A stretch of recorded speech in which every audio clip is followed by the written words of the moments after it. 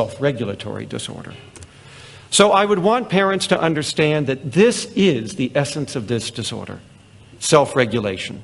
What is that? It is, first of all, the ability to consciously, willfully choose to inhibit your behavior and then to engage in a series of self-directed actions. That is, after all, what self-control is. You start to do things to yourself. These are responses that are not directed at the world around you. They're directed at you, right? You're trying to change your behavior in some fundamental way. The second part of self-control that your child struggles is not just the stopping, but the thinking. The thinking is the self-directed activity, the stuff I am doing to myself. Why would I do these things to myself? To change my behavior from what it would otherwise be. And why would I do that? To change my future. Self-regulation is not just for short-term self-improvement. It's for long-term self-improvement. It's to see to your own welfare over the long term. Should you act this way, given the sustained or delayed consequences that lie ahead for you? That is what you must stop and think about, and that is what they don't stop and think about. The delayed consequences. So your child is not just inattentive. They cannot stop and engage in a series of self-directed actions that they will now use to modify and moderate their behavior so as to bring it in line with their long-term welfare, the future. And that's what your child is struggling so mightily with in their development. It's what the other kids are acquiring, and your child is so far behind in.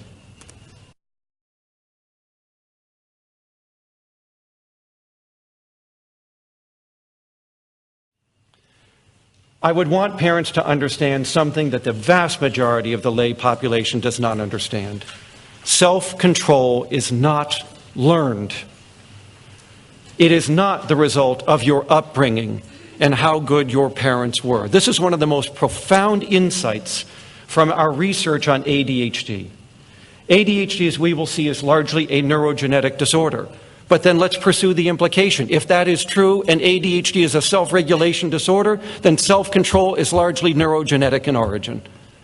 That has a philosophically profound conclusion. The vast majority of variation in the people sitting in this room and their ability to manage their behavior is not from how they were raised. It is a part of who they are. It is a part of their neurogenetic gifts. And that is very stunning indeed, that our capacity for regulating ourselves is a neurobiological trait, not some socially learned phenomena that you just happen to pick up from your parents. So I would want them to know that ADHD, being a self-regulation disorder, is arising out of neurogenetic causes, and that this inability to direct behavior toward yourself comes from impairments in the following 5 executive abilities. And these have to do with brain development, not with training. It does not mean that training cannot enhance them. It means that they don't originate at the beginning in training, in the social environment. The social environment requires that they be there already, and then it will help to shape them to become more proficient. Think of your language ability. You didn't learn language, but it doesn't mean that you can't become more proficient in how you speak and how you write. But speaking and writing are not accounted for on the basis merely of training by your parents. You're going to develop a language no matter where you grow up. That is a neurobiological trait, and it unfolds as the brain unfolds. It is an instinct, and so is self-control. But self-control can be reduced to these 5 things. What are the 5 things you do to yourself? These are the things your child struggles to do. Number 1, can you stop? Can you wait? Because as Rabelais said in the novel Gargantua, which most of you have never read, I'm sure, but it is where this phrase comes from. Everything comes to those who can wait. The waiting is the tough part. You must build in a pause between the event and what you plan to do about it. And in ADHD, there is no pause. The event happens, and your response is up, out, done. It is as if there was no front part to the brain. It is as if you were like any other species with a spinal cord. Event, response, event, response. Or as in a Gary Larson cartoon, remember The Far Side? Two amoebas, a husband and wife, talking to each other. One amoeba, the wife, of course, says to her husband, stimulus, response, stimulus, response. Don't you ever think? Characterizes ADHD right there. Right? Don't you ever think? Once you stop, you will engage in 4 subsequent actions. The first is mental imagery. You will recall the past, and you will play a DVD of it in your head. You have a theater in your mind. It is your visual imagery system, the mind's eye. So your child not only cannot stop, they cannot visualize as well as other children. And what they do not visualize before they act is the past, the relevant past. Do you have experiences in this situation previously? If so, what would they have told you to do? Lay people call this hindsight, and the word sight is no coincidence. You are visually imagining your history. What does it have to say? And you lack hindsight. Now this will lead to foresight. You look back to anticipate. What does ADHD lead to? No foresight. You are not thinking ahead because you weren't looking back either. Hindsight and foresight are the opposite sides of the same coin. Visual imagery. So you will not use your images of your past to tell you what to do. You will just do.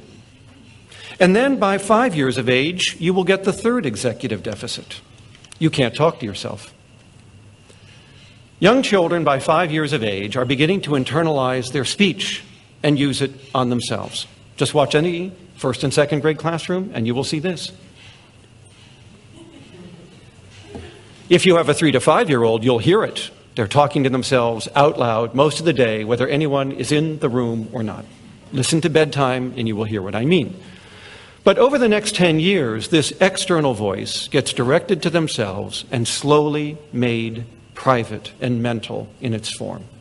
And so originates the voice in your head. And that voice in your head is there for one very important reason. It's to help control yourself. You start telling yourself what to do, and it starts to work. And now, any family I would explain this to would understand that not only can your child not stop, not only do they not have the mind's eye, they don't have the mind's voice. And what is there is very weak. It's not controlling them. So now you know why they can't do what you tell them to do. They can't follow instructions, they can't follow rules, they can't internalize the rules of the situation, because everything I have just said requires a voice in your head, and they don't have that. The next comes from the first 3, and that is the mind's heart, the ability to manage your emotions so that they are more socially acceptable, so that they are consistent with your goals, not conflicting with your welfare. And so we will see the ADHD child, as we've already described them, easily frustrated, quick to anger, impatient, and just overall more excitable and more emotional than others. But what gets lost in this explanation is something more fundamental. Our emotions are our motivations. If you cannot manage your emotions, you cannot manage your motivation either. Because the fourth executive ability is the source of self-motivation. Self-motivation is the fuel tank for all future directed behavior. There is no getting ready for tomorrow if there is no self-motivation. So what has the ADHD child lost here? They cannot motivate themselves. What does that mean? It means that you will always be dependent on the environment around you and its immediate consequences for how hard and how long you can work. And if there are no consequences in that context, you cannot work.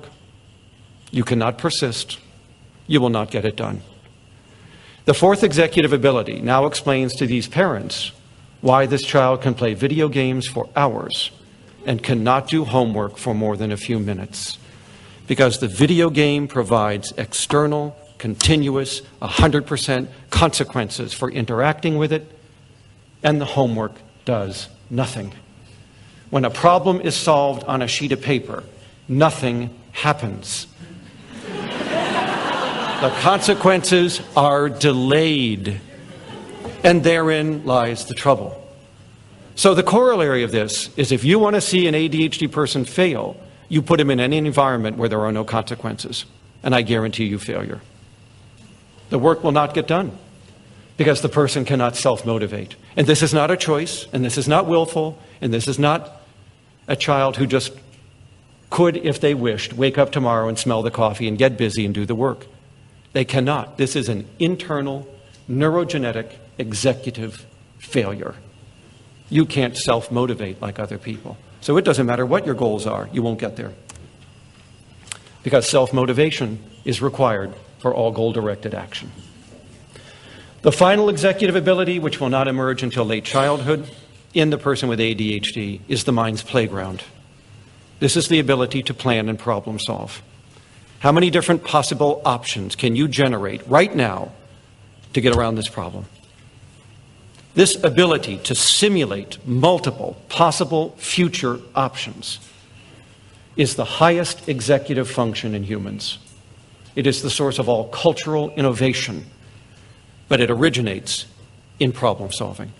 How quickly in your mind can you think of multiple ways to overcome the problem you just encountered? And people with ADHD will struggle with this one as much as with the others. So if you want to understand ADHD as a parent, you have got to understand these are the 5 things that are delayed in this child. The ability to stop, to use visual imagery, to use your mind's voice, to use your mind's heart and emotion and motivation, and when called upon to do so, to simulate multiple possibilities when faced with a problem or when planning out what you hope to do. Planning and problem solving. Those are the 5 executive abilities. We know where they are in the frontal lobe. We know that ADHD children have lost all 5 of them. Actually, that's a bit of an overstatement. It's not that they don't have them. It's that they are quite delayed. And we will discuss the delay in a moment. So, ADHD leads you to act on impulse, not resist distraction. You are less able to think back about what you are doing, about the action that lies ahead. You cannot use your hindsight, and therefore your foresight is gone. You do not plan ahead, you live in the moment. This is going to rob you of your sense of time, because the sense of time comes from looking back to look ahead, looking across time and knowing where I'm going. You will not have a subjective sense of time, and that alone is going to be a devastating adult disability. You have the consummate disorder of time management. It's no wonder they're always late. You will not be able to talk to yourself, to reason with yourself, to ask yourself questions, and to remind yourself of the rules that are governing the immediate situation. And therefore, it doesn't matter what people say to you over and over and over again, you won't do it. No amount of nattering by your teacher or your mother will overcome the internal mind's voice deficit. You will not be able to use language as well as other people to regulate yourself. And that is going to also lead you to have a self-motivation problem and a problem with regulating your emotions and with self-soothing when you do become emotional.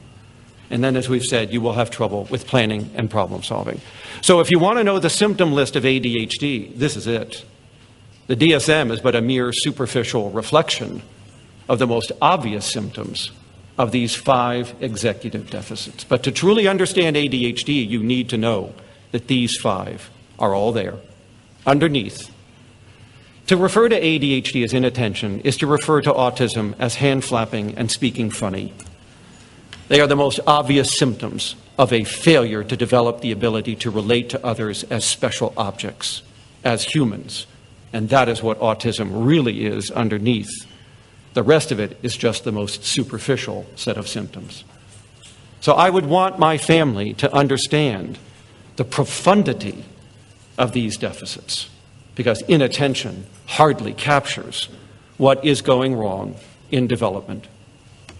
Now, the DSM says there are 3 kinds of ADHD. Let's shift gears here and get honest. There is not a combined inattentive or hyperactive type, and DSM-5 will abandon them.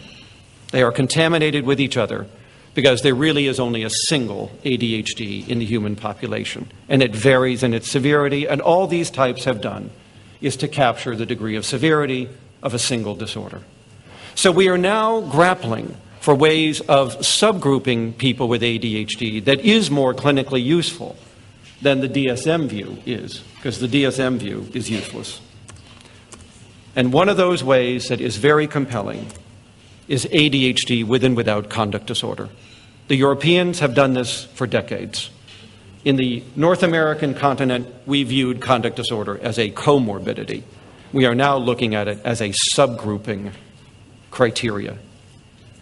Because you see, ADHD children who have conduct disorder differ from ADHD children without it in many, many respects. So many, in fact, that we are now coming to think of this subset of children who have both disorders as a unique form of ADHD. Because both disorders are more severe. Both disorders start earlier. Both disorders are far more persistent. And the combination of these disorders will predict ongoing difficulties with antisocial behavior into adulthood. And just as important, these individuals carry a high risk for psychopathy. 1 in 5 of these children is a budding psychopath, a child who lacks guilt, conscience, empathy, and remorse, a child who is a predator. ADHD does not contribute to psychopathy, but ADHD with conduct disorder is the single best predictor of the psychopath that we know of. So in the future, we may be making the same distinction the Europeans have, that when conduct disorder and ADHD go together, we have an extraordinarily virulent disorder. In case you're not familiar with conduct disorder, it is the early appearance of lying, stealing, fighting, and preying on other children in an instrumental way. It is violating the rights of other people for your own gain. And it manifests early as the lying, the stealing, and the fighting, but other symptoms will develop thereafter. The hyperactive type of ADHD never existed because 90% of all cases go on to get the combined type within 3 years. And even if they don't get the combined type, they're just one symptom short. And so we call them subthreshold combined types, but they're not a different type. So if we take these two groups of children, who really are just variations on the good old combined type of ADHD, that's 95% of all the kids put into this group. There is a small group left over who are purely oppositional, but because they have pure oppositional disorder and they never had ADHD, they will outgrow their ODD usually within 2 to 4 years, and their ADHD will go away. Why are they there? Because parents confuse ODD with ADHD. And if their child is only oppositional, they often report that they have symptoms of ADHD when they don't. But ODD alone is a relatively benign disorder, unless it goes with ADHD, and that it is a highly persistent disorder. Now, the real action during the past decade has been with this inattentive group of children, most of whom are combined type children. And they grew up, and they lost some hyperactivity along the way, as we said. And as a result, there's going to come a time in adolescence, and especially by adulthood, where they're just not hyperactive enough to stay in the combined type anymore. And so clinicians relabel them as inattentive type, but they shouldn't. Once combined type, always combined type. But you can see how at least half of the individuals get put into the inattentive group. They're just outgrowing their hyperactivity. And then there's that group of children who just are 1 or 2 symptoms short of being in the combined type, but they have the combined type anyway. They're just a milder version of it. But interestingly, 30 to 50% of the children who are now called inattentive type probably have a different disorder. And researchers have called them SCT. It's about 30 to 50% of all inattentive type children, and we now believe this is a qualitatively unique disorder. The debate now is whether this is a separate type of ADHD, a point with which I disagree, or is it a qualitatively separate disorder, a point with which I agree. Why would I view this as a different disorder? First of all, the symptoms are the opposite of ADHD, but you won't see them anywhere in the DSM. But these are the most compelling symptoms that go with SCT. But because these children also have an attention problem, there is no place else to put them, because ADHD is the only attention disorder in the DSM. So they get dropped into ADHD. even though they have no symptoms in common with it. These individuals have a problem with processing information, which ADHD children do not have. These children have trouble with focused attention, choosing what's important from what's not. ADHD children do not. Their problem is in persistence. These people may have a long-term memory storage problem, or it could just be the same attention problem that appears when they search their memory. What is quite distinct about them is that they are socially withdrawn, reticent, shy, apprehensive, and often prone to social anxiety. But certainly, socially reticent is a very good word for them. This is not a word that would ever be applied to an ADHD child. Most importantly and tellingly, they do not have an inhibition disorder.